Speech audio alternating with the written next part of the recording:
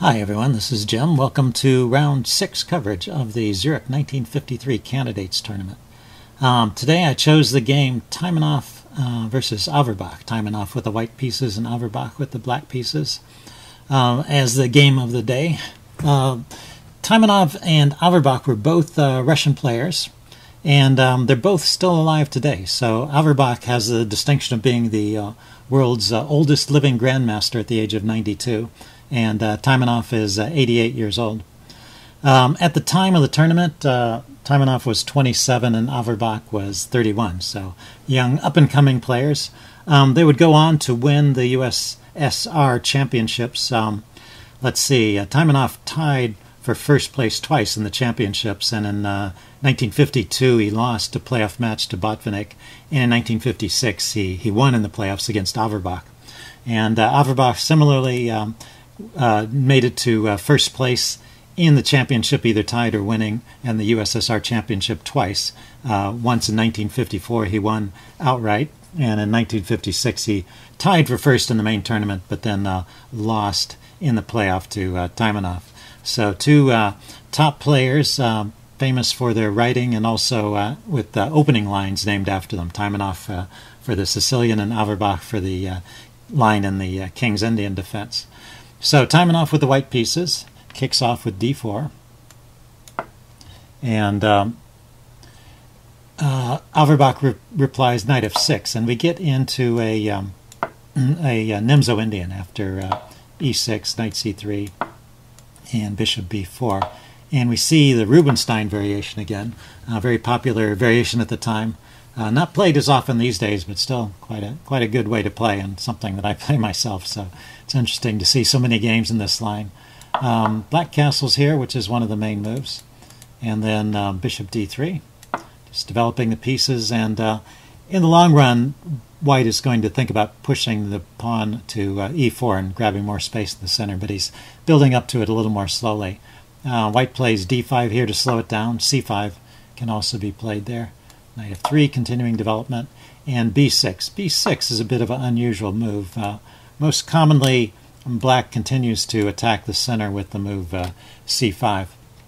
But b6 is a respectable opening line, and we'll see that Averbakh has a particular continuation in mind, a certain idea where he wants to get his bishop onto this diagonal and then exchange here to open up the line. So he's trying to get a powerful light-squared bishop out of this position. White just castles here, and now bishop b7, and a3 played to kick the bishop. And now the bishop could just retreat to d6, I guess is the most popular square for it to retreat to, and that's the main move in the opening book.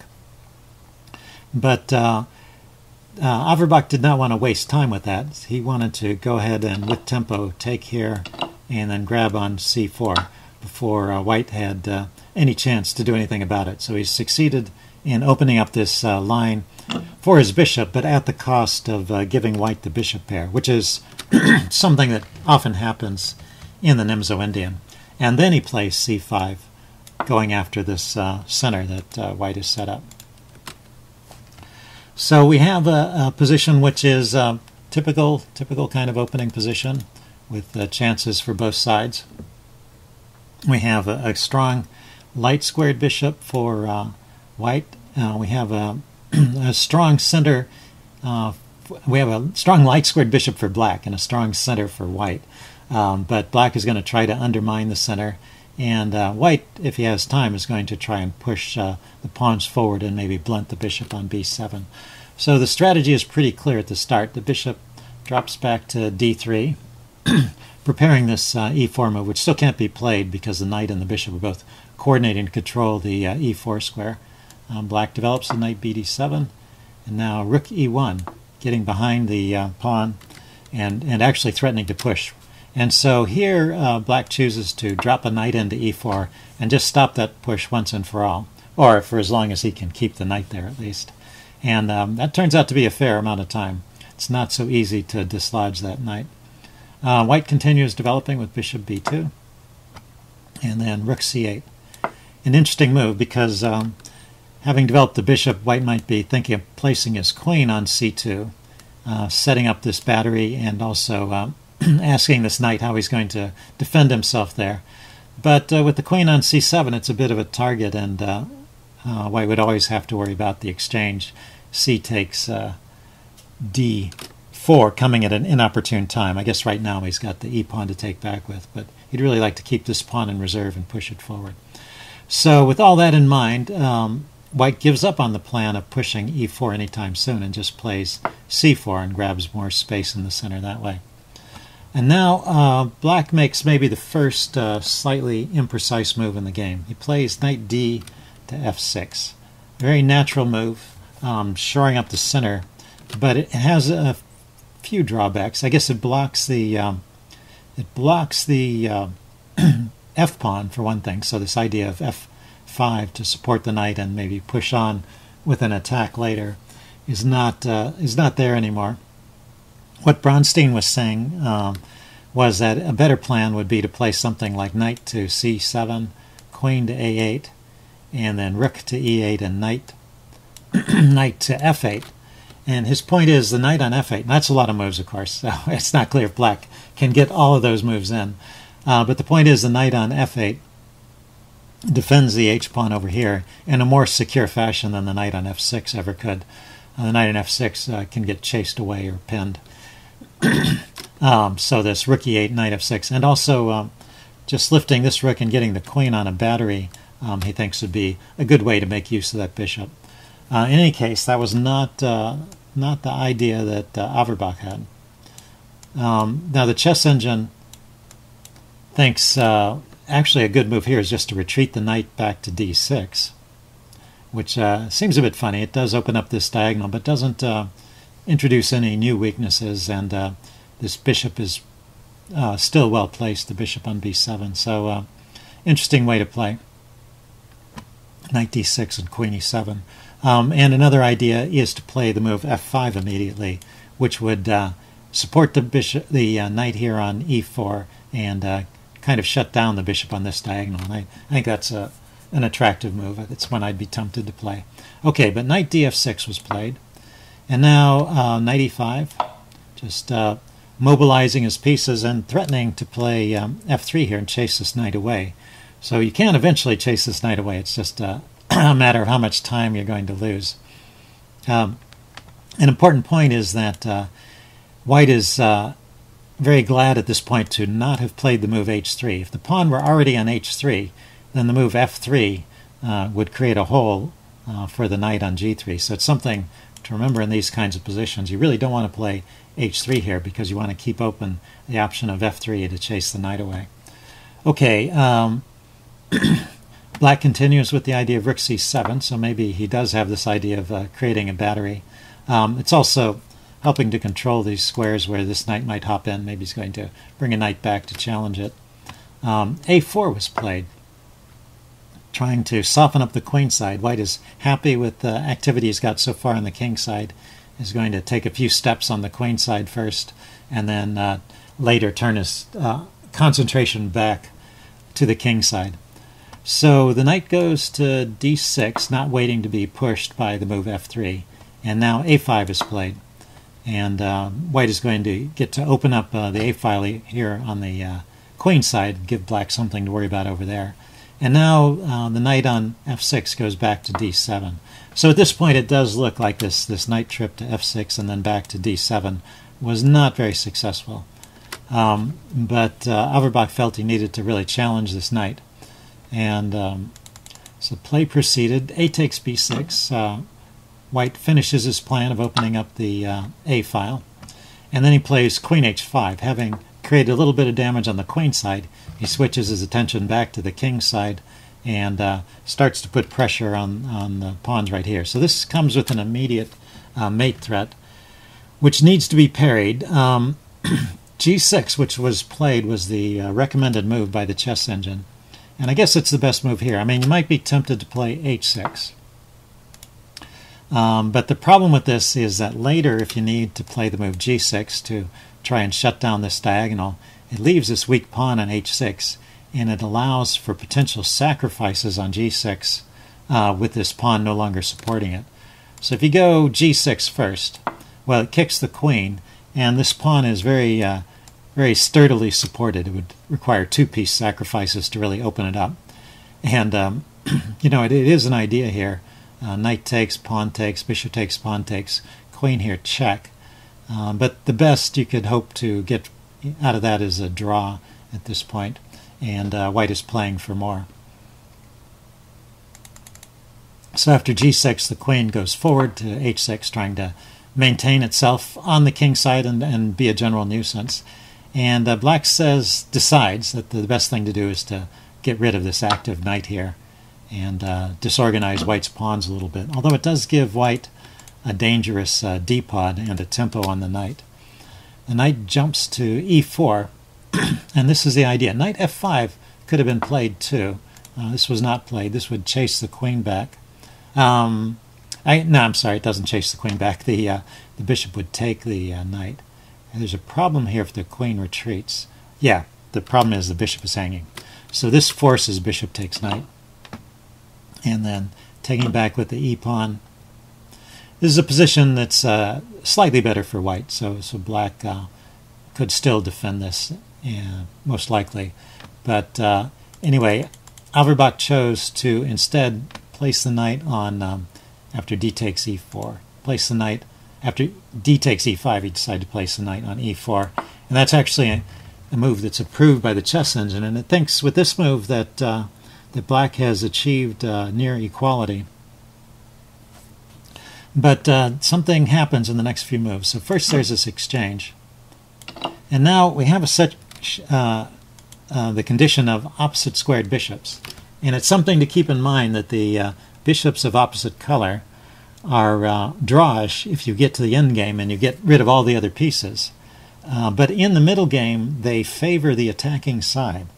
So the dark squared bishop here means that white is going to get an attack on the dark squares, and the light squared bishop here means that white has a potential of an attack on the light squares, where if you're operating on your favored color complex, like if white is operating on the dark squares, he's effectively got an extra piece because this bishop can't do anything to protect the dark squares.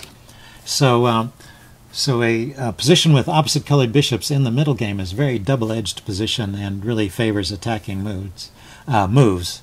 And so it suits a player like Taimanov, who prefers to attack. And you'll get to see how he maintains the attack. So he starts with the move rook e to d1. So putting a rook on an open file, trying to chase the queen away. And now the chess engine suggests a funny move here as a way to maintain equality. Not an easy move to see. Bishop to d3. Bishop to d3, sort of self-pinning the bishop. But again, because it's on a light square, it's not so easy to take advantage of it. If you were to play rook here to just try and directly attack that bishop, rook to d7 comes over to support it. And now, you know, how do you get more force attacking the bishop? The queen can't easily come back and harass it. And now this with the rook here, the bishop is actually even free to move and is threatening to take the pawn. So that's no good. Rook d2 is the suggestion, trying to double up this way is maybe a more active way to take advantage of it. But again, you have rook d7, and then rook to d1, and queen to a8. This is an interesting idea. So if you take the bishop here, rook takes, the queen could come in to e4, chasing the rook, and when the rook moves, there's a threat of a checkmate on the back rank, so it's got to come back to the back rank, and then the queen can go to c2 and fork those two pieces. So a very funny sequence, and black is just completely equal after winning the bishop. So that would be a way to maintain equality in this game. Is this funny move, bishop d3. Hard move to find, although I don't know, it's the kind of move grandmasters can find sometimes. They're pretty good at this stuff. Instead, of course, I don't know the time situation right now, but instead rook d7 was played. And Bronstein records that actually Averbakh played this move with a lot of confidence. He thought, well, this is just completely even, and he offered a draw at this point. And Taimanov declined the draw and played a good move here. He played the move, well, if you want to take a second and guess the move here. Okay, it's not a tactical move, it's more a positional kind of move. I'm going to give the answer away now. He played the move rook to d6. So just maintaining control of the d file, and this rook is almost a complete fixture here. And if he immediately takes, if black tries to win this rook, or win the pawn by taking right away, pawn takes, and queen takes, there's a problem with checkmate. Queen g7 there is checkmate. So this pawn is secure for the moment, and this bishop is a bit loose. f6 here, it needs to be played though first to block the attack, and then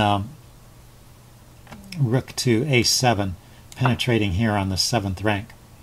So this is winning for white actually. So this is not taking that, trying to exchange rooks immediately is just not recommended.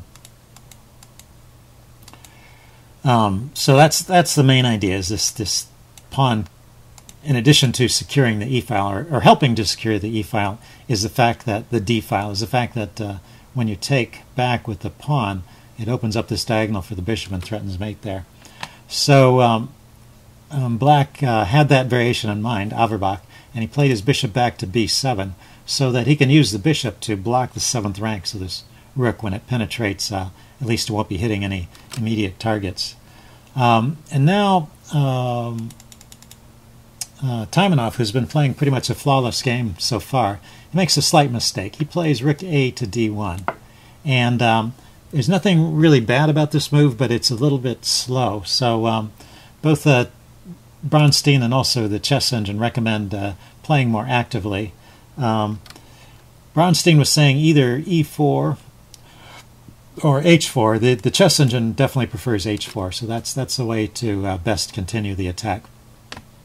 Okay, but there's this one move which is a bit of a waste, because after rook takes, the plan is to take back with the pawn anyway, and he doesn't need this rook, as we saw. He doesn't need this rook to support the pawn, because black first has to do something about the mate threat. He plays f6 here.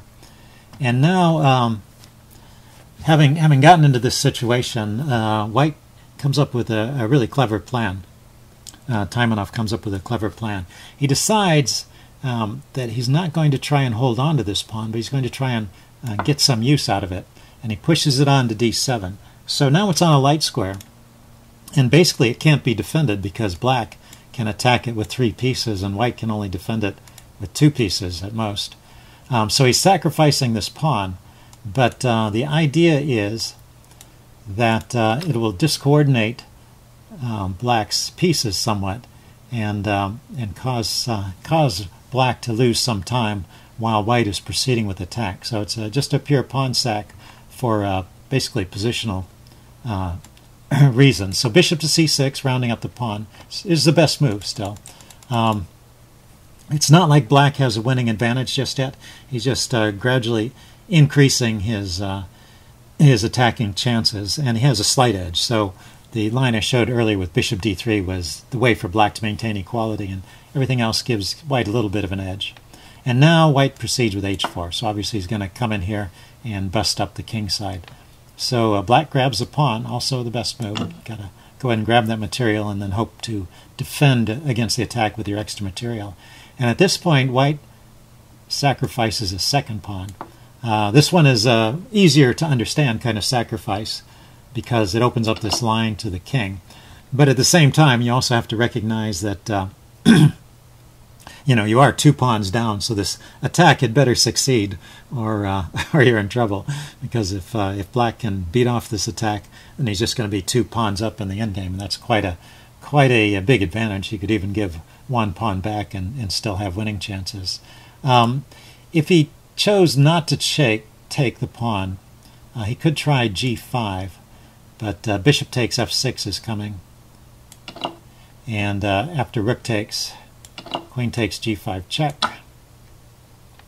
king goes to f7 to defend the rook, because rook rook takes bishop was threatened, which would have disrupted the queen, brought it away from the defense of the rook, and then queen takes rook, and that would be good for white. So king f7 defending the rook, and now h6 threatening to bring the queen forward here. So white has sacrificed a whole piece here, but he's got a really strong attack.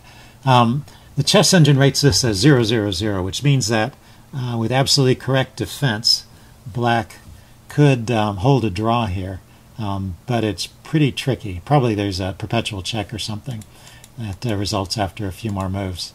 So rather than going into this this line with g5, also after g5, white has the idea of playing f4 to continue busting up the center and maintain an advantage that way. So in light of these threats, black chose to play g takes h5, which is a move the chess engine agrees with. It thinks it's still the best way to defend. Very dangerous looking situation in any case. And now e4, bringing another piece forward, another pawn forward, trying to control some more squares and get onto the dark square here and open up some lines for the bishop, hopefully. Notice when this pawn moves forward, it also opens up this diagonal for the bishop to route around in some cases. So black immediately plays e5 to stop this pawn from advancing further. And now white comes in with the killer blow, f4. Well, I can't say it's a killer blow, but it's a third pawn sack. So 3 pawns in a row. And at this point, black's best move is actually to refuse the pawn. He should try to defend with rook f7, but this is still a very awkward position. So rook f7, queen takes h5 can be played here, and again trying to attack on the dark squares. And now rook to g7, defending the king and maybe setting up some counterplay against g2, and f takes e5, crashing through on the dark squares. Now he can't take back because of bishop takes, would be pretty dangerous. Yeah, it's winning actually. So queen e8 needs to be played, challenging the queen, and now white could go into an endgame which is slightly better by queen takes, bishop takes, and pawn takes, and he's got these two threatening looking pawns here in the center. Rook over here to b7. This is probably a winning endgame for white. Certainly something black is not happy to see. The thing white has to do is keep the rooks on so that he has attacking chances with his rook and his bishop. If the rooks were to be traded, there's a chance that we could get into a drawish endgame with the opposite colored bishops. But white can keep the rooks on, and he has a lot of play with these connected passed pawns here, and really ought to go on to win that endgame. So in this case, that's if rook f7. So it's a stiffer defense to play rook f7, but after queen takes h5 and queen e8, it's pretty dangerous. So let's see. Oh, that's an idea here. Instead of rook to g7 immediately, queen e8 immediately maybe is another way to try and hold on and allow f takes e5, f takes, and the bishop. Anyway, yeah, it's still an attacking position for white, and the game would continue with an edge for white. In this position, however, okay, so I just wanted to say there were other tries which maybe held off a bit longer, but white still retains an attack and good winning chances. The move that Averbakh played, he took the third pawn, and that was really a fatal error because it's all downhill from here. Not too many fighting chances left. After he takes f4, even though he's 3 pawns up, white has a series of powerful moves here. He starts with rook d6, just trying to put everything he's got on the f6 pawn, and if he can get the bishop in here, there's a checkmate looming on the square g7. Queen e8 over here to try and get the queen in position to defend. Now bishop takes f6, and in this position, queen to g6 is a recommended defense. But after queen to g6, there's just this exchange, h takes, and bishop to e7. And this is kind of a double attack. He's hitting the rook, he's hitting the bishop, he's also hitting the pawn, and there's just no good way to defend everything. The recommended move here is bishop to e8, defending the pawn and giving up the exchange here. And with this material edge of a rook against a bishop, even though black has a couple of extra pawns at this point, the rook is going to be able to scoop up these pawns, and should be an easy win for white in this position. So under those circumstances, Averbakh tried the move rook f7, but then Taimanov played the last move of the game. If you want to take a second and guess what the final move was here. It's kind of a pretty move. It's not the only move in the position, so it's just a nice move. And the top-rated move by the engine, by the way. So if you thought queen to g5 check, that's the second choice of the engine, so that's a good move too. But rook to d5, just bringing the rook over here, with the threat of bringing the rook over here, and that's checkmate. And there's no good way to defend against that. The chess engine is recommending rook takes f6 here, just starting to throw away material, which is just not going to help, not going to change the eventual outcome. So Averbakh resigned at this point. So that's how the game ended. At the end of round 6, Reshevsky in his game in round 6 won again. And Smyslov drew his game. So what that means is that at the end of round 6, Reshevsky is in sole first place with 4.5 points out of 6. We have Smyslov and Keres in second place with 4 points. And behind Smyslov and Keres, we have, let's see, that's 4 points. We have Najdorf at 3.5. So those are the leaders of the tournament at round 6. I hope you guys enjoyed this game. Stay tuned. I'll be bringing you coverage of round 7. See you then. Bye.